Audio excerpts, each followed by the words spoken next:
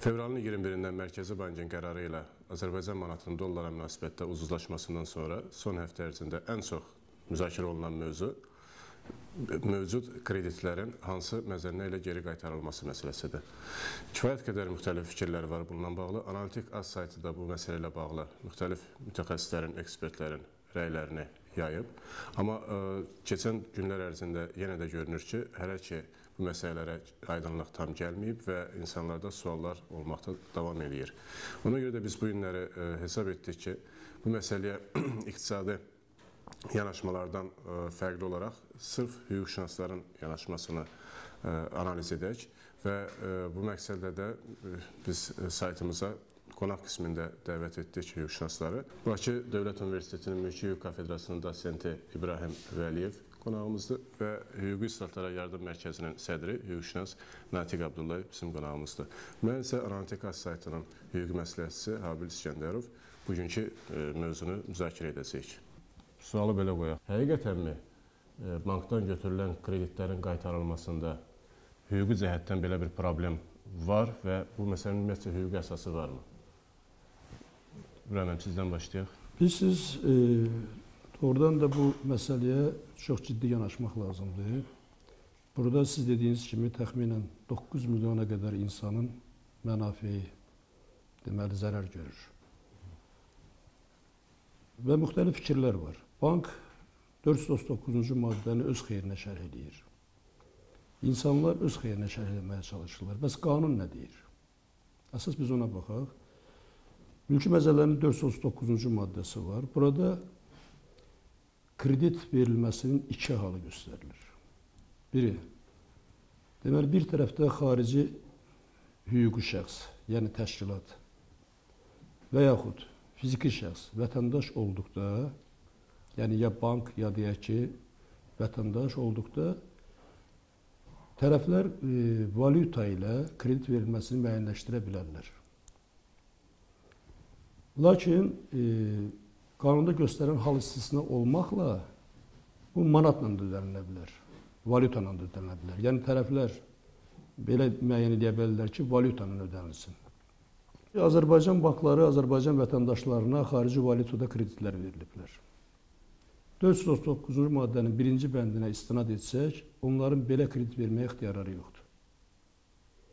Ona görə də belə kreditlər çoxdur, verilibdir. Amma verilib, amma faktiki vəziyyətdə belə ona görə də həmin o valyuta, xarici valyuta öhdəlik yarandığı andakı, öhdəlik ki, yaranıbdır, müqavilə bağlandığı deyək, andakı məzənnə ilə Azərbaycan manatına çevrilməli və həmin dövrün məzənnəsi ilə hesablanmalıdır. İndi bizdə bu saat banklar bəzən dollarla alırlar. Dollarla verib, dollarla da alır krediti.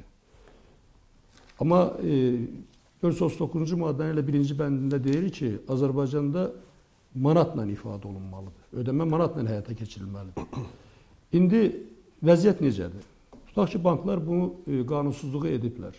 Azərbaycan vətəndaşına xarici valyuta ilə pul veriblər. Bəs Azərbaycan vətəndaşı, yəni krediti ödəmək vaxtı hələ var. Hansı məzənnə ilə ödəməlidir? Artıq məndə olan məlumata görə bank deməli, borçlulardan məcburi surətdə deməli, yeni məzənnə ilə ödəmə tələb edir. Son bir həftə ərzində günbəgün informasiyalar gəlir ki, biz istəyirik, gedirik banka müraciət edirik ki, biz köhnə məzənnə ilə pulu ödəyək, lakin bank o məzənnə ilə pulu qəbul etmir. Hətta qəbul edir, amma qalan hissəni borc kimi sayır. Ay sağ ol. O qalan hissəni onsuz da ondan alacaqdır. Əgər vətəndaş verməsə, məhkəməyə verib alacaq. O özün hüquqi əsası belə hesab edir. Amma gəlin baxaq görəyin. 439-cu maddənin 7-ci bəndi nə deyir? Deyir ki, əgər öhdəlik icra olunarkən, deyək ki, valyutanın, yəni pulun dəyəri artmış, azalmış və yaxud valyuta dəyişmişsə, məzəllədə başqa qayda nəzərdə tutulmayıbsa, müqavilədə başqa qayda nəzərdə tutulmayıbsa, öhdəliyin yarandığı dövrdə olan məzənnə hesablanmalıdır. Qanun birmənalı deyir bunu. Birmənalı deyir. Ona görə də burada banklar sadəcə olaraq öhdəlik nə vaxt yaranıbsa, yəni belə deyək, məzənnə dəyişənə qədərki vəziyyətdə məzənnə ilə borcu götürməlidir. Bu məsələyə qayıdacağıq. Bir məsələyə onda belə aydınlıq gətirək əvvəlindən. Siz dediniz ki, 439.1-ci maddədə mülki məcəllənin birmənalı şəkildə nəzərdə tutulur ki, Azərbaycan Respublikasında deməli pul vahidi manatla ifadə olunmalıdır. Orada istisnalar var idi ki, xarici hüquqi və ya fiziki şəxs Ya da bir tərəfdə bank xaricidir və yaxud Azərbaycan Konstitusiyanın 19-cu maddəsində göstərilir ki, Azərbaycan Respublikasında pul vahidi, yeganə pul vahidi Azərbaycan manatıdır. İndi burada bir ziddiyyət varmı və yaxud da ki, bunun bir hüquqi həlli varmı? Deməli ki, əgər Konstitusiyada birmənalı olaraq göstərilirsə ki, manatdır və eyni zamanda da bununla bağlı da yenə deyirəm, mətbuatda da müxtəlif mütəxəssislərin fikirləri var. Bəziləri hesab edirlər ki, ümumiyyətcə dollarla verilməsi qadağandır. Qadağandır. Məzənnədə göstərilir. Lakin bəziləri hesab edirlər ki, yox, dolların manata ifadəsində, məzənnəsində göstərilməsində qanunsuzluq yoxdur.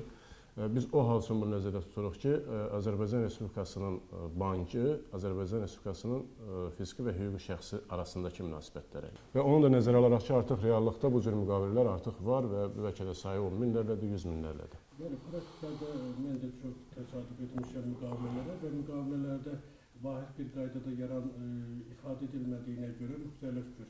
Ona görə də dəqiq bir formatın üzərində fikrimi qurmaq istəməzdim. Lakin İbrahim müəllim dediyi və sizin dediyi sözlərə qüvvət olaraq mən konkret oxumaq istəyərdim ki, hətta tamaşaçılarımız bunu gibi, Konstitusiyanın 19-cu maddəsində pul vahidi, Azərbaycan Respublikasının pul vahidi manatdır. 3-cü bəndində də yazır, Azərbaycan Respublikasının ərazisində manatdan başqa pul vahidlərinin ödəniş vasitəsi kimi işlədilməsi qadağandır.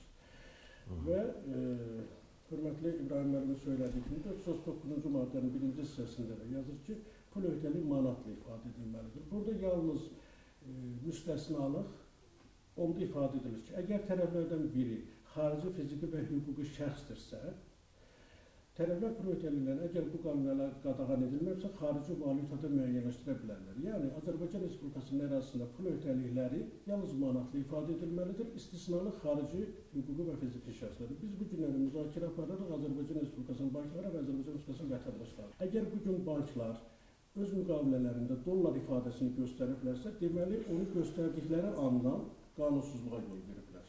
Və ona görə də bu günlərin onların müqaviləsində göstərilməsindən asılı olmayaraq, Konstitusiya və qanuna zidd olduğuna görə heç bir hüquqi əhəmiyyət kəsb edə bilməz. Həmən ifadələr, hansı ki, onlar manatlar. Məsələnin ikinci tərəfi, yəni bu deməli müqavilələrdən yenə qədər yəni, dollarla göstərilməsi qanuna zidd olduğuna görə və bu günlərində bu qanuna zidd demələr mən elə gəlir ki, hüquqi bir münasibət yalnız bu ola bilər ki, bu qanunsuzdur. Qanunsuzluq eləyiblər. Ona görə mən təklif eləyərdim ki, həmin o öhdəlik yarandığı anda dolların məzənnəsi Azərbaycan manatına çevrilməlidir. Həmin dövrə uyğun. Ay sağ ol. Həmin Azərbaycan manatına çevrilmə və onun dayaq nöqtəsi kimi götürülməlidir həmin dövrün manatına olan məzənnə. Söhbətimizi biz iki istiqamətdə aparmaq. Birincisi manatla ifadə, dollar manatla ifadə eləmək, hansı ki müqavilələrdə bu günlərin çox təəssüf ki, Konstitusiyada bu müddət olmasına, mülki məcəllədə bu müddət olmasına baxmayaraq, hal-hazırda bu manatın dolların məzənnəsinin nisbətinin dəyişməsi bu məsələni də aktuallığa çevirdi ki, deməli banklarda qanunsuzluq edilibdir, müqavilələrdə indiyənə qədər qanunsuzluq edilib, Konstitusiyanın tələbləri pozulub, hətta dollarla ifadələr var. İndiki vəziyyətdə bunun praktiki həlli necə ola bilər? Birinci mərhələdə deyək ki, bəli, dolların manata ifadə olunması məsələsi həll olunsun. Bunlara qarşılıqlı bu hesab qəbul edək ki, bu 1, 2 və sayla olan yox, minlərlə, bəlkə də 10 minlərlə belə müqavilə olduğuna görə bunun praktiki həlli hüquqi cəhətdə necə mümkündür? Bir həlli yolu var mənim fikrimcə. Bu da nədir? Nə qədər ki, qanunsuz olaraq ifadə edilmişdir orada dollar ifadəsi, onsuz da bu mütləq şəkildə manata ifadə edilməlidir. Vəssalam, yəni bunun başqa bir variantı yoxdur. Həmən anda o manat əsas götürülməlidir. İndi manatla dolların məzənnəsi dəyişib. Artıq bu halda 439-7-ci maddə gündəliyə daxil olur. Əgər ödəniş müddəti çatanadək pul vahidinin dəyəri, pul vahidinin dəyəri, məzənnə, qanunvericilik bunu belə ifadə edir. Artmış və azalmışsa və ya valyuta dəyişmişsə, başqa ödəniş, borçlu ödəniş əgər bu məzənnədə müqavilədə ayrı qayda nəzərdə tutulmuşsa, öhdəliyin əmələ gəldiyi vaxta uyğun məzənnə ilə yerinə yetirməlidir. Deməli, burada biz üç məsələni təhlil etməliyik. pul vahidinin dəyəri məzənnə artmış və ya azalmış olmalıdır. Valyuta dəyişməli.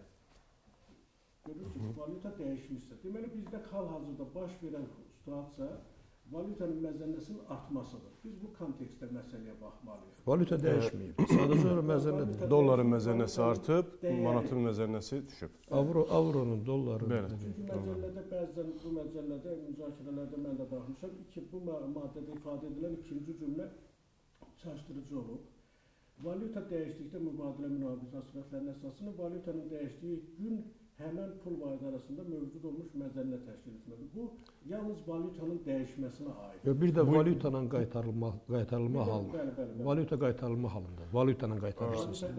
Bugünkü gündə hesab etmək olarmı ki, valyuta dəyişib? Yox. Valyuta dəyişib. Məzənnə dəyişib. Pulun məzənnəsi dəyişib. Ona görə də o axırıncı cümləni heç bir əhəmiyyəti yoxdur. Yox, o ancaq bilirsən o haldadır ki, xarici banklar vətəndaşlara əgər deyək ki, xarici valyutada borc veriblərsə, onda o bənd ona tətbiq oluna bilər. Axırıncı bənd. Amma bu Azərbaycan banklarına tətbiq olunmamalıdır. İkinci bir hal, bir məsələ, üzr istəyirəm. Mülki məcəllələrinin 398-ci maddəsi var. Belə bir müddəa var orada. Müqavilənin icrası tərəflərin razılaşması ilə müəyyən etdiyi qiymət üzrə ödənilir. Müəyyən etdiyi qiymət üzrə. Və onun ikinci bəndində göstərir ki, məcəllədə, müqavilədə başqa hal nəzərdə tutulmamışsa, müqavilə bağlandıqdan sonra qiymətin dəyişdirilməsinə yol verilmir. 398-ci maddə dəqiq deyir. Yəni, kredit alınan vaxtda qiymət nə idisə, müqavilədə başqa qayda nəzərdə tutulmayıbsa, məcəllədə başqa qayda nəzərdə, o da tutulmayıb məcəllədə başqa qayda. Qiymətin dəyişdirilməsinə ixtiyarları yoxdur. Deməli, burada Azərbaycan vətəndaşları, hüquqi şəxslər ki, bankdan kredit götürüblər, borcludurlar, onlar öhdəlik yarandığı anda, müqavilə bağlandığı anda müəyyən olunan qiymətlə öz öhdəlik, əsas öhdəliyini və faizləri ödəməlidirlər. Mən istəyirəm fikri biraz konkretləşdirək. Deməli, hazırki günlərdə aktual olan məsələ məhz bu öhdəliyin əmələ gəldiyi anda məsələsi. Onu da izah edərik. Dediyimiz kimi, daha çox iqtisadçı ekspertlər bu məsələlərə münasibət bildirirlər və ümumi təxminən əksər fikir belədir ki, öhdəliyin əmələ gəldiyi an dedikdə ödəniş anı nəzərdə tutulur. İndi üzr istəyirəm. Mülki məcəllənin 432-ci maddəsi var. O maddədə göstərir ki, kreditor razı olduqda və yaxud müqavilədə göstərildikdə öhdəlik hissə-hissə icra oluna bilər. Evet. Bu saat bizim bankların verdiyi kreditlər hissə-hissə ödənilir. Evet. Elədirmi? Evet. Hissə-hissə ödənilmə nədir? Yaranmış öhdəliyin hissə-hissə icrası. Evet. Bu da razılıqlandır. Bu yeni icra deyil. Əgər öhdəliyin predmeti bir dəfəlik ödənilməli idisə, bir dəfəlik. Məsələn, deyək ki, məzənnə artana qədər öhdəlik yaranıb, indi öhdəliyin icra vaxtı çatıb. Ta ki, 1000 manat pul alıbdır, 1000 manatı bir dəfəliyə ödəməlidir. Bunların arasında müddət müəyyən olunmayıb ki, hissə-hissə icra ilə gələn. Onu ödəyəndə o qaydanı tətbiq eləmək olar. İqtisadçıların o fikrinə mən razıyam. Baxmayaraq ki, 398-ci maddəyə ziddir. Yeni də ziddiyyət yaranır. Ziddiyyət yaranır. Əgər müqavilədə nəzərdə tutulmayıbsa ki, məzənnə dəyişikliyi olarkən. Yenə də onu tətbiq eləmək olar. Amma burada nədir? Məsələn, mən sizdən deyək ki, 100 manat borc almışam.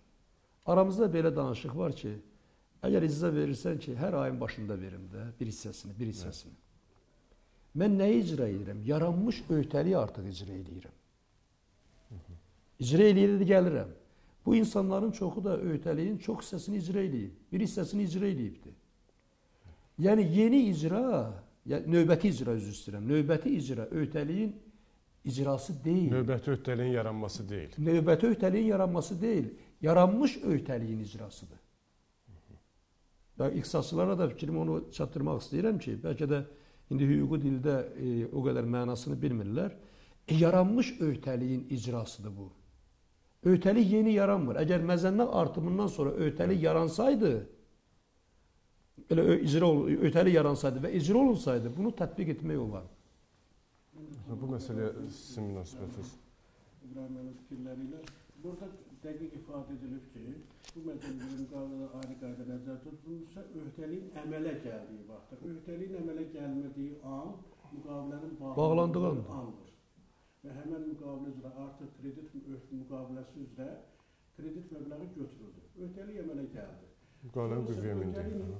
Ay ay həm faizi və yaxud da bəzən görürsünüz ki, müqavilələrdə nəzərdə tutulur ki, əsas borcdan da qaytarılır, faizdən də. Düzdür, bəzi müqavilələrdə isə əsas borcun qaytarılması nəzərdə tutulur və faizlərin müəyyən müddətdən sonra qaytarılır. O da mümkündür. Tərəflərin razılaşması ilə də var. Bütün istənilən halda, İbrahim müəllim dediyinə mən tamamilə razıyam, o yaranmış öhdəliyin icrasıdır.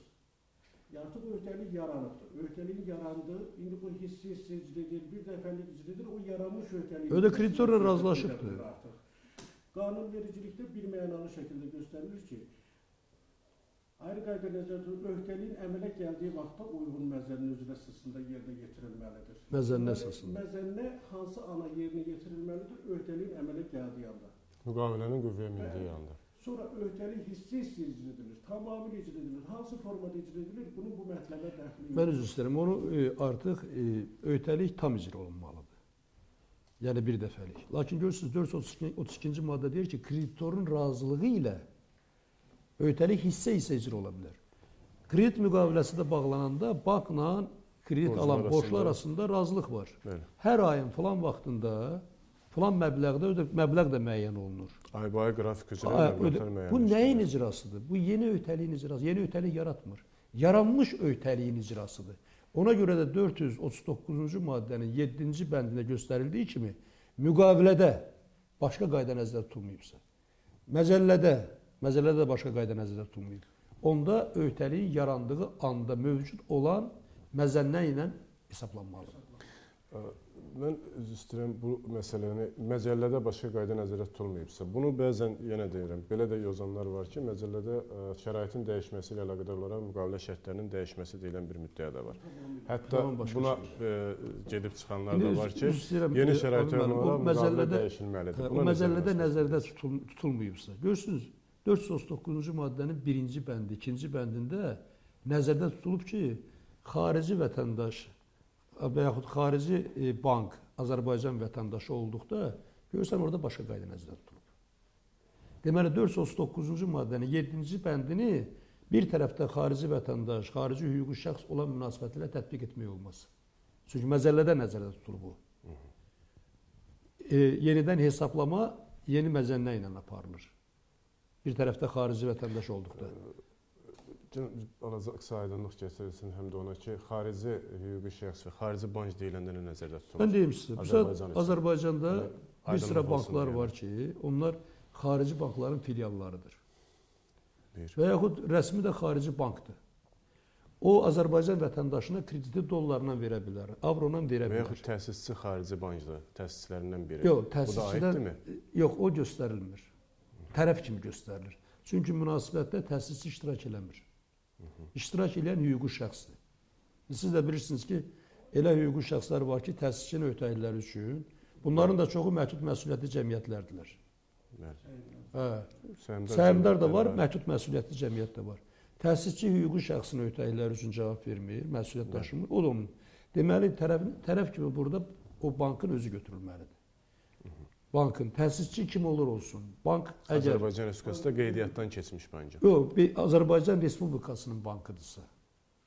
Xarici banka münasibətdə deyirik. Xarici hüquqi şəxsə münasibətdə. Yox, eləsi var ki, adından da görülür ki, xaricidir. Məsələn, Rusiyanın filan bankı, bir nəfər mənə müraciət eləmişdi. Deyir, Rusiyanın filan bankının filialıdır. Oradan mən borc götürmüşəm, bəs mən hansı məbləğdə qaytarmalıyam? Mən 439-cu maddənin 1-ci bəndini dedim ki, təəssüf ki, orada yazılır ki, məzənnə dəyişdikdə, belə ödəmə vaxtında məzəllə dəyişdikdə yeni hesablama həyata keçirilməlidir. Amma bu deməli, Azərbaycan vətəndaşıdır, xarici bankdır. Onda 1-ci bənd tətbiq olunmalıdır. Azərbaycan vətəndaşıdır, Azərbaycan bankıdır. Onda 439-cu maddənin 7-ci bəndi tətbiq olunmalıdır. Yəni, öhdəlik yarandığı an mövcud olan məzənnə ilə hesablanmalıdır. Vəssalam. İndi nəzəri cəhətdən belə deyək ki, iqtisadçıların da fikirləri aydındır və hüquqşünasların da fikirləri aydındır fikirlər. Son bir həftə ərzində borc alanlar hesab edirlər ki, mən pulu yeni məzənlə ilə qaytarmayacağam, mənim ona hüququm çatır. Yəni belə subyektiv mülarizələr belə var. Banklar hesab edirlər ki, xeyr, pullar verilməlidir. Amma bu ötən hər gündə müəyyən öhdəliklərin icra olunduğu günlərdir və icrasız qalan öhdəliklər var. İzah versəz mən o fikirimi bildirərəm. Bunun praktiki bir mexanizmi necə görürsünüz? Necə olmalıdır ki, aydınlıq gəlsin? Qanun nə deyir? Yəni qanunverici o maddəni yazanda, o ifadəni yazanda nə düşünür? Onu alim bir cür ifadə edə bilər. Vətəndaş bir cür ifadə başa düşə bilər. Digərləri. Bizim Azərbaycan Respublikasında Konstitusiya Məhkəməsi var. 1 milyona qədər insanın eyni zamanda nə qədər bankın mənafeyi məsələsi var. Mən hesab edirəm ki, təcili olaraq Konstitusiya Məhkəməsi, düzdür, mən əmr etmək hüququm yoxdur. Yəni bu xahiş tələb formasında da ola, təklif formasında ola bilər. Konstitusiya Məhkəməsi təxirə salmadan mülki məcəllənin o 439-cu maddəsinə şərh verməlidir. Qanunverici nə deyir? Yəni mənim şərhim, mən hesab edirəm ki, mən haqlıyam. Və gətirdiyim argumentlər də qanunda göstərilən argumentlərdir. Amma elə söz var ki, çox təəssüf ki, mülki məcəllədə belə sözlərin sayı çoxdur. 3-4 mənada başa düşmək lazımdır. Başa düşmək olur. Amma Konstitusiya Məhkəməsinin vəzifəsi və hüququ ondan ibarətdir ki, onu izah etsin. Qanunverici burada nə deyir? Ona görə də Konstitusiya Məhkəməsi təcili olaraq bu qədər insanların özdə öhdəliklərin icrası davam edir. Bank tələb edir vətəndaşdan, vətəndaş oradan-buradan tapıb ödəyir. Və yaxud da ödəmir, imtina edir, bunun sabahki nəticələri var. Gələcəkdə nə qədər məhkəmə çəkişmələrinə səbəb olacaq. Yeri gəlmişkən elə təkliflər də var ki, kütləvi surətdə məhkəmələrə müraciət olunmalıdır, ya vətəndaşlar tərəfindən, ya banklar tərəfindən. Onu biz belə deyək, hüquqşünaslar təxminən başa düşür ki, bu nə deməkdir? Bu, əgər hər müqavilə üzrə fərdi qaydada məhkəmələrə müraciət olunsa, bunu necə görürsünüz? Məhkəmənin də qərarı o qanunun şərhi deyil. Yəni, hətta bu çıxış yoludurmu ki, hər müqavilə üzrə məhkəmələrə müraciət olunmalıdır? Mən İbrahim müəllimin etdiyi təkliflə tamamilə razıyam və mən də zəruri hesab edirəm ki, həmən təklif uyğun olaraq bu məsələ Azərbaycan Respublikası Konstitusiya Məhkəməsi tərəfindən şərh edilməlidir. Nəzərə alaq ki, normativ hüquqlar haqqında qanunumuza əsasən hüquqşünaslar qanunla bağlı lokal izahlar verə bilərlər. Yəni biz bu günləri ayrı-ayrı hüquqşünaslar hansısa bir müddəa ilə bağlı izah vermək hüququmuz var. Amma qanunu, maddəni şərh eləmək hüququ isə, rəsmi şərh eləmək hüququ isə yalnız müstəsna olaraq Konstitusiya Məhkəməsinin səlahiyyətinə aiddir. Və mən hesab edirəm ki, onsuz da bu məsələlərlə əlaqədar məhkəmə mübahisəsi yaranacaq. Artıq bir həftədir keçibdir və bu həftənin görüntüləri onu göstərir ki, nə bank mövqeyindən çəkilmək istəmir, çünki burada küllü miqdarda politikisindən söhbət gedir, bankın mənafeyindən söhbət gedir, nə də vətəndaşlar geri çəkilmək istəmir. Ona görə ki, onlar da əlavə zərərə daxil olurlar. Və kredit müqaviləsini bağlayarkən, onlar da öz istehlak səbəblərinə uyğun olaraq bu prosesi qiymətləndirmişlər. Hə, mən bu qədər kredit götürəm və ayda bu qədər manat verəcəm. İndi onlar üçün bu böyük bir məbləğ təsir edir. Və bunun ailə büdcəsinə təsir edir. Və burada balanslaşdırmaq lazımdır. Mən elə gəlir ki, bu dövlətin bir məsələsidir, dövlət orqanları bu məsələyə gələcəkdir. Amma məhkəmə mübahisələri mütləqdir, zərurətdir, yaranacaq. Artıq bir həftənin görüntüləri bunu kifayət qədər deməyə əsas verir. Amma gözləməyə dəyərmi ki, məhkəmələrdə mübahisələr yaransın və buna? Burada bir prosedura var. Konstitusiya Məhkəməsinin baxması üçün bu məsələnin İbrahim təklif edəcək. Amma bunun bir proseduraya bağlıdır. Bu prosedura nədən ibarətdir? Bilirdik ki, Konstitusiya Məhkəməsinə 6 subyektin sorğu vermək hüququ var. O sorğular yalnız həm qanunun konstitusiya hüququna bağlıdır. Rəsmi şərhin verilməsi üçünsə mütləq məhkəmə tərəfindən müraciət edilməlidir.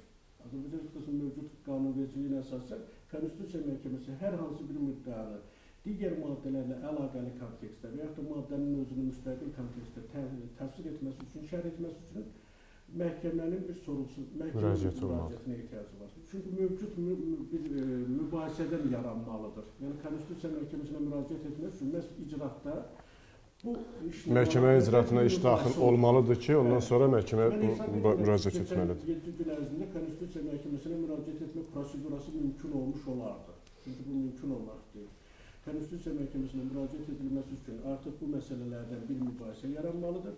Həmin mübahisə üzrə hakim Konstitusiya Məhkəməsinə müraciət etməlidir. Məhkəmə iclasında vəsadət və yaxud şəxsi təşəbbüsü ilə 439-cu 7-ci maddəni digər qanunvericiliklə və mülkməcələrin digər müddələrlə əlaqəli kontekstdə şərh edilməsi üçün. Və mən hesab edirəm ki, inşallah bu təklifə də uyğun reallıq olar. Yəni, çünki onda da vahid məhkəmə praktikası yaranar. Belə görünür ki, bu bir vaxta bağlı, zamana bağlı olan məsələdir ki, bu zaman ərzində gedəcək. Siz Sabir müəllim, bu məhkəməyə kütləvi müraciətlər olacaq. Ya bank tərəfindən, ya vətəndaş tərəfindən. İndi biz bilirsiniz ki, bunun proseduru da nə qədər çəkir. Amma borcun üstünə... İndi onu deyəcəydim ki, belə vəziyyətdə hüquqşünaslar nə məsləhət görür vətəndaşlara ki, bax bu dediyiniz kimi hər iki izahdan belə çıxır ki, müəyyən bir zaman aparacaq. Həm məhkəmə müraciət etmək, hətta həm də ki, əgər Konstitusiya Məhkəməsinin şərhini gözləmək lazım gələrsə belə, o da müəyyən bir zaman aparacaq. Məsələn, mən bir təklif edərdim. Bu günlərdə necə davranmalıdır vətəndaş? Birinci bir moratoriya elan olunmalıdır öhdəliyin icrası üçün. Müəyyən dövr. Məsələn, deyək ki, 15 gün, 1 ay. Banklar tərəfindən olmalıdır? Yox, dövlət tərəfindən. Dövlət tərəfindən, məsələn, bu elə öhdəliklər var ki, bəzən dövlət, Nazirlər Kabineti onların icrasını üçün möhlət müəyyənləşdirir. Yəni, dövlət kommersiya banklarına belə bir moratorium qoya bilərmi? Azərbaycan əraziləri işğal olundu. Azərbaycan əraziləri işğal olundu. Sonra Azərbaycan vətəndaşları Ermənistandan sürgün olundu. Onların öhdəlikləri vardı. Erməni dövlətinin qarşısında, Erməni dövlətinin də Azərbaycan vətəndaşları arasında. Və bizim ərazimiz işğal olunmuş ərazilərdə insanların bir-birinə, təşkilatların, insanlara borcları var idi. Moratoriya elan eləmədilər. Moratoriya elan olunsaydı, onun iddia hüququ qalmaqda davam edirdi. İddia müddəti keçmirdi. İndi buradakı vəziyyətdə mən hesab edirəm ki, vətəndaşların və bankların özünün də mənafeyini nəzərə almaqla bir moratoriya elan olunmalıdır. Təxminən Konstitusiya Məhkəməsinin şərhi verənə qədər. Öhdəliklərin icrası dayandırılmalıdır. Dayandırılmalıdır. Yəni, bank tələb eləyə bilməz, vətəndaş borçlu deyil ödəməyə. Amma ödəyə bilər özü. Borçlu deyil. Bu moratoriya olsa və ardınca da təcil olaraq Konstitusiya Məhkəməsinin həmin maddələrə şərhi olsa, mənə elə gəlir ki, bu artıq məsələ siyasi məsələyə çevrilir. Buna görə də təcil olaraq Konstitusiya Məhkəməsi hansı üsullarla olsun, müraciət var, yoxdur, o hüquq olmalıdır ki, o lazım olduğu hər hansı bir maddəyə şərh versin. Bunu şərh verib, həmin banklar bunu bilərlər, artıq bilirsiniz ki, Konstitusiya Məhkəməsində şərhi normativ xarakter daşıyır, qanun qüvvəsinə malikdir. Burada biz bir bayaqdan müzakirə gedir və İbrahim müəllim deyir ki, 1 milyondan artıq borcunun mənafeyinə toxunan məsələdir. Amma eyni zamanda da bankların da mənafeyi var. Burada mənafə toqquşması var. Və biz hesab edək ki, əgər borc alanın mənafeyinə və xeyrinə danışırıqsa və yozulursa bütün müddəalar mümkün qədər hüquq çərçivəsində, amma digər tərəfdən bankların və kommersiya qurumlarının, sahibkarların maraqlarına toxunduq. Bu maraqların, toqquşan maraqların balanslaşdırılması necə görürsünüz? Sabah tutaq ki, əgər həqiqətən də belə bir izah olundu ki, 439.7-ci maddə öhdəliyin əmələ gəlməsi müqavilələrin qüvvəyə mindiyi andan hesab olunmalıdır. Onda banklar bu dövrdə pul itkilərinə məruz qalacaqlar. Bu itkilərin balanslaşdırılması necə mümkündür? Bu barədə nə demək olar? Praktiki reallıqdan çıxış edərək, çünki bizim praktik hüquqşünaslar olaraq hər gün müraciətlər var. Və hər gün üçüncü biz edilə biləcək ehtimallardan yox, konkret bir davranış yolunu göstərməliyik. Vətəndaşlarımıza təklif edərdim ki, onlar hələ ki, əvvəlki nisbətdə hər aylıq faiz öhdəliklərini yerinə yetirsinlər. Doğrudur, mən başa düşürəm, dünən də mənə vətəndaşlar müraciət etmişdi ki, banka gedirlər, bank ümumiyyətlə pulu qəbul etmir. Amma həmən o pulu depozitə qoymaq, kənardan hansısa bir istifadə etməklə həmən aylıq öhdəliyini əvvəlki nisbətdə hesablasın. Əlavə bir rəsmi müraciət etsinmi banka nə formada sabitçə? Onsuz da bank bugün öz mənafeyindən çıxış edir və biz bu günlərində ekspertlər olaraq təkcə vətəndaş mövqeyindən çıxış etməyi mən də arzulamazdım. Biz bu günlərin məsələyə elə bir hüquq anlamında yanaşmalıyıq ki, burada bankların da mənafiyi nəzərə alınır. Qanuna uyğun və ədalətli həll Bu olunsun. problemin yaranmasının kökü, səbəbi sözsüz ki, bizim mülki hüquqda, mülki hüquq risklərlə doludur. Mülki münasibətlər. Nə qədər tənzimlənsə də risklər də var. Bu hüquqşünasların və şəxslərin, bankirlərin vaxtında görə bilmədikləri bir risk. Ona görə riski daşımalıdır. Bəli. Əslində vaxtında görə bilmədikləri bir risklər. Ona görə də müqavilələrdə konkret bir müddəa ilə məzənnə artarsa, azalarsa, onda aramızdakı münasibətlər necə tətbiq edilir? Ya Nazirlər Kabinetimi, ya Mərkəzi Bankmı bir nümunəvi müqavilə forması, kredit müqavilə. Bu günlərin bizim bağlanan kredit müqavilələrində pərakəndəlik mövcuddur. Ayrı-ayrı banklar tərəfindən. Banklara tövsiyə xarakterli Çünki münasibətlər fərqlidir. Bəli, tövsiyə xarakterli olaraq müqavilənin standart şərtləri və yaxud da bilirsiniz ki, 24 dekabr 2014-cü il tarixdə Konstitusiya Məhkəməsi kredit münasibətlərində olan münasibətlərlə əlaqədar şərh veribdir. O şərhlər nəzərə alınmaqla müqavilənin nümunəvi bir formasını müəyyən etsin. Hələ bizdə mülki dövriyyənin inkişafı üçün bir zamana ehtiyac var ki, peşəkarlıq olsun və öncədən görülsün bu risklər. Əslində bu risklər öncədən görülməli idi və müqavilədə yazılmalı idi. Sonra manatın məzənnənin dəyişməsi hər zaman baş verə biləcək riskdir. Normal ölkələrdə də burada baş verə biləcək bir riskdir. Ona görə də əgər yazmış olsaydılar, məzənnə artanda, artmış məzənnələr, bugün bu suallar olmaz. Suallar olmaz. Məhz müqavilədə bu şərtlərin olmamasından bu qeyri-müəyyənlik yaranır. Təsəvvür edək ki, dollar ucuzlaşmışdı. Bu halda nə olacaqdır? Birinci, bank qanunsuzluq edib. Dollarla verib. Dollarla verib, deyək, avrola verib. Birinci qanunsuzluq edibdir. İndi də deyir ki, yeni qiymətlə, məzəndən ödənilməlidir. Biz də dedik ki, yeni məzəndən ödənilməli deyil. Sən riski özün daşıyırsan. Bank daşıyır. Bu bir. Yəni, heç onun ixtiyarı yoxdur yeni məzəndən tələb etsin. Çünki dollar verməyə ixtiyarı yox idi. 439-cu maddəyə görə. Birinci hissəsini. Ay, sağ ol. İkinci bir hal. Məsələn, mən dedim, bayaqları möhlət verilməsi. Natiq müəllim çox doğru dedi. Məsələn, vətəndaş köhnə qaydada ödəsin, möhlət verilsin. Yəni artıq ödəməyin dayandırsın. Mübahisəli hissəyə moratorium möhlət verilsin. Möhlət verilsin. Konstitusiya Məhkəməsi şərh verəndən sonra ödəyəcək, ödəməyəcək, o soran məsələsidir. Hətta o yerdə qalan hissəyə də müəyyən vaxt verilməlidir. Onu məsələn cərimə kimi qiymətləndirməlidir. Belə təkliflər də var ki, müqavilə müddətləri uzadılsın. Belə təkliflər də var. Yəni dünənləri bu təklif ortaya çıxdı bir sıra ekspertlər tərəfindən, hətta banklar tərəfindən də desəm belə. İcra müddəti uzadıla bilər. Müqavilərin müddətləri uzadılsın. Bu nəsə dəyişəcəkmi? Yox, müqavilənin müddəti. Hesab edirəm ki, amma bu yenə də bu hüquqi qeyri-müəyyənlik müqavilənin müddətinin dəyişməsi, yəni uzatmaqla sadəcə biraz vətəndaşa biraz nəfəs almağa imkan verir ki, o vətəndaşın ziyanıdır. Yenə də həmin məbləğ onsuz da tutulacaq. Mən ona görə deyirəm ki, məsələn, Nazirlər Kabineti moratoriy qoymalıdır nəyə?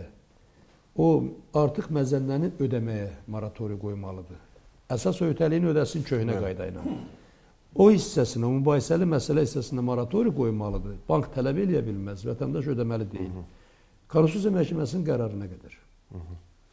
Ancaq belə düşünək ki, bir məsələdə məhkəməsi qəlab şərh elədi və bu halda tutaq ki, banklar izah elədi ki, məzənniyə uyğun izah olunmalıdır. Hesab edir ki, yəni banklara münasibətdə bankların mənafələrinə toxunulacaq. Əvvəldən qanun pozub bank. 448-ci maddəsi var. Borclu onun risk dairəsinə daxil olan öhdəliklər üçün cavab verir. Bu günləri bu öhdəlik, yəni məzənnənin dəyişməsi borclunun və ya bankın kimin risk dairəsinə daxildir? Deməli, bu öhdəlik üçün cavabdehliyi daşımaq üçün onun kimin öhdəliyin risk dairəsinə daxil edilməlidir? Borc verənin, bankın. Tamamilə razıyım, İbrahim Əmrədə. Yəni, deməli, bu riski bu günlərin daşımalıdır banklar. Amma banklar da bu qədər riski daşıyarsa, onda bizdə Azərbaycanda bank sistemi tənəzzülə uğraya bilər. Və sözsüz ki, biz də dövlətçilik prizması baxımından baxırıq, bundan da razılaşmaq olmaz. Nəzərə alasaq ki, əgər dövlət bu günə qədər manatın kursunu saxlamaq üçün ildə 2,5-3 milyard investisiya edirdisə, son 2 ayda 2 milyarda yaxın deyilir. Son bu qədər investisiya edirdisə, Məsələnin bu cür tənzimlənməsi də ola bilər. Bu məzənlə ilə ödənilir. Banklara dəyən, bu məzənlə nisbətində dəyən zərəri isə dövlətimiz qarşılaya bilər və onlara dotasiya verə bilər və hansısa bir və yaxud da imtiyazlı məsələlər müəyyən edə bilər, balanslaşdıra bilər. Ki, bank bu itkilərini bərpa edə bilsin. İtkilərini bərpa edə bilsin və çox da, onsuz da zərərə düşəcəklər, amma çox da zərərə düşməsinlər və tənəzzülə iflaslı proseslərinə məruz qalmasınlar. Zərər demişkən, bu məsələnin ikinci tərəfi də, bayaq biz çəkilişdən qabaq da müzakirə elədik. Təkcə kredit münasibətlərində yox, əmanət münasibətlərində də bu məsələlər var və hələ ki, biraz sakit idi bu mövzuda, amma biz bunu görürük ki, əmanətə, depozit əmanəti qoyan şəxslər, daşı dollarla, avro ilə, başqa valyuta qoyan şəxslər indi hansı hissəsi ilə faiz almalıdırlar? Hansı məzənlə ilə əmanətdən faizlərini almalıdırlar? Əgər biz bu nöqteyi nəzərdən yanaşsaq ki, köhnə məzənlə ilə hesablanmalıdır kredit ödənişləri, onda bu məntiqlə də əmanət faizləri də köhnə məzənlə ilə alınmalıdır. Hətta bizə baxan və ya bizi dinləyən hər hansı bir vətəndaş söysə də əmanətçi, qanun qanundur. Öhdəlik nə vaxt yaranıbsa, o dövrün də məzənnəsindən hesablanmalıdır. Qanun, yəni bir halda deyək ki, biz bankın əleyhinə gedirik, digər halda maddəni çevirək vətəndaşa xeyri yoxdur. 439.7 bəndi deyir, məcəllədə, yəni qanunda, müqavilədə başqa qayda nəzərdə tutulur. Bəli, hesab edək ki, əmanət müqavilələrində də başqa qaydaları yoxdur. Depozitdə saxlaşdı da bu. Onda nə vaxt öhdəlik yaranıb, o saxlamalıdır, faiz verməlidir, sənin pulundan istifadə etdiyinə görə. Həmin o köhnə məzənnənlə də olmalıdır. Yəni, əmanətçilər də faizləri köhnə məzənniyə uyğun olaraq almaqda davam etməlidirlər. Yəni, bu dəyişiklik və çox ciddi təsir edən bir dəyişiklik. Yəni, söhbət burada 5 qəpik, 3 qəpikdən getmədi, birdən-birə bu qədər 30%-dən yuxarıdan söhbət getdiyinə görə sözsüz ki, burada çoxlu zərərlər və bu zərərlərdən də törəyən çoxlu hüquqi və iqtisadi suallar var. Təkcə mən əmanətlərdən də baxmaq istəməzdim. Tutaq ki, o qədər ki, digər münasibətlərdə də var. Manat mülki dövrədə dayanıqlığını qoymuşdu və sübut etmişdi, təsdiq etmişdi. İnsanların manata güvənci çox böyük idi. Son illəri hamımız bilirik. Artıq deyiyorlar ki, biz dolları unutmuşduq. Evronu unutmuşduq. Hətta toya dollarla pul salanı da söyürdülər. Yaxşı baxmırdılar. Tamamilə.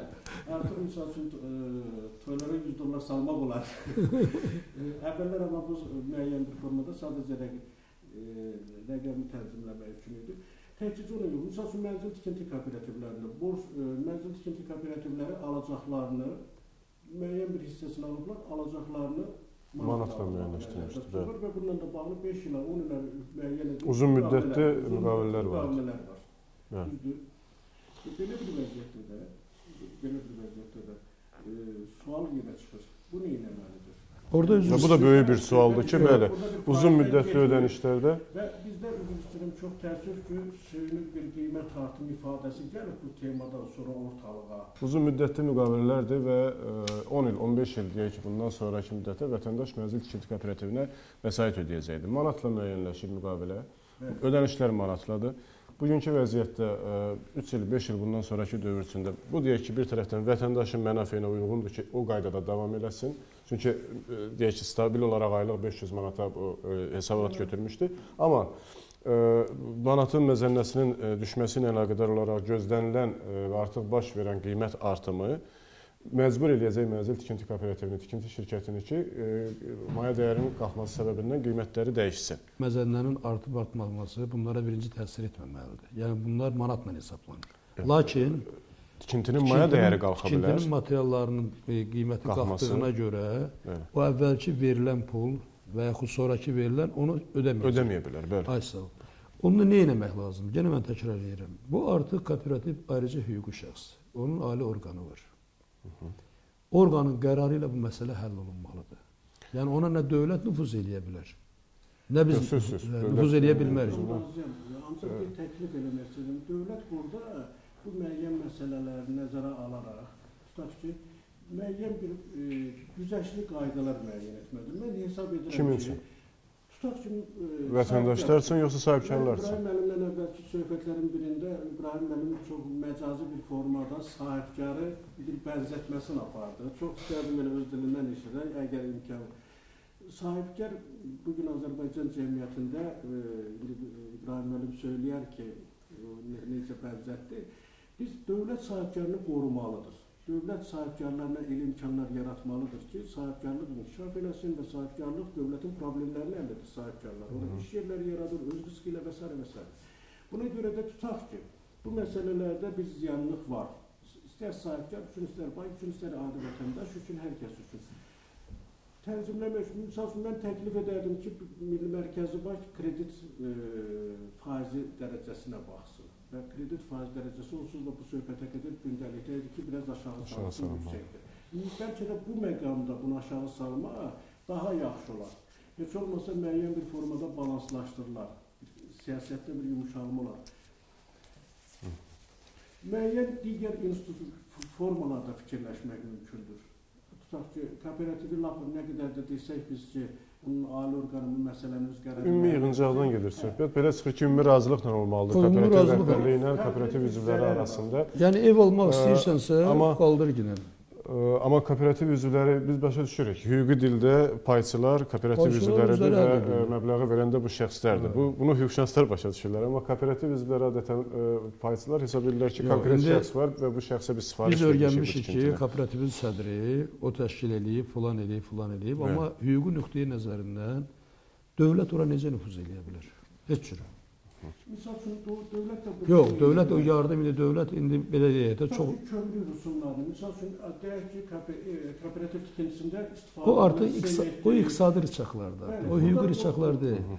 Amma bir də hüquqi cəhətdən balanslaşdırmaq üçün, tutaq ki, vergilərə şəxs, kömrü rəsmiləşmələrə... Müəyyən güzəştlər tətbiq edə bilər. Heç olmasa sahibkar da müvəqqəti müddətçi, amma hüquqi cəhətdən, amma mütləq şəkildə həm əmanətçilərə, həm kredit borclulara, borcalanlara yekun olaraq düzdür deyildi.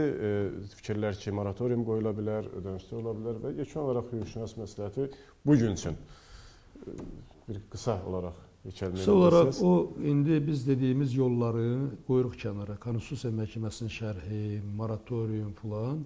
Bugünkü qanun deyir ki, bankın Azərbaycan banklarından söhbət gedir, Azərbaycan vətəndaşlarının hüquqi şəxslərinə gedir. Bankın verdiyi kreditlər qaytarılarkən o vaxt müqavilə bağlandığı anda, öhdəlik yarandığı anda olan məzənnə ilə vətəndaşlar öz borclarını hüquqi şəxslər banka qaytarmalıdırlar. Mən də tövsiyə edirdim ki, vətəndaşlar öz bu deyək ki, bir ay, 2 ay çəkə bilər, bir ay çəkə bilər Konstitusiya Məhkəməsinin şərhi və bu müddət ərzində əvvəlki manat məzənnəsi ilə, dollar manat olan məzənnəsi ilə öz aylıq faizlərini banklara ödənilsinlər və banklara tövsiyə edirdim ki, bugünkü yanaşma formaları səhvdir. Onlar o manat fərqinə görə, məzənnə fərqinə görə ümumiyyətlə hər hansı bir məbləği qəbul etməkdən imtina edirlər. Bu artıq sui-istifadədir. Bu artıq çox təhlükə. Və banklara da tövsiyə eləmək istərdim ki, həmən o vətəndaşın intizamlılığını pozacaq bununla. Sabah gələcəkdə bu məsələlərə aydınlıq gələcək, amma vətəndaşda o bugünkü intizamlılığı poza bilər. İntizamlılığını pozacaq. Bu səhv yoldur, bu səhv yoldur. İnamsızlıq yaradacaq. Səhv yoldur və səhv yoldan çəkilsinlər. Vətəndaşın ödədiyi məbləğdə, bugün vətəndaş hesab edir ki, onun imkanı da buna daxildir. Ki, artıq o kursun fərqi tapa da bilmir. Ona görə də gətirib ödədiyi hissədə qəbul etsin. Anlaşılmayan hissə, dil tapılmayan hissə qalsın açıqda. Amma bu dil tapılmayan hissəyə görə ümumilikdə pulu ailə faizi qəbul yanlışdır və onların özlərinə zərərlə nəticələnəcəkdir sonda. Bugünkü ödənişləri köhnə qayda ilə davam etdirmək məsləhətdir. Bu məzənlə ilə qəbul etsinlər. İndi kim də könüllü şəkildə gətirir, mövcud vəziyyə yoğunu ödəsin. Sonrası olacaq borclunun iqtidarsızlığı. Onda da öhdəlik yerinə yetirilməyəcək. Mən çox sağ olun, Lətif, çox sağ olun. Bu ötən həftənin ən aktual mövzusunu biz bu günləri müzakirə elədik. Sağ olun.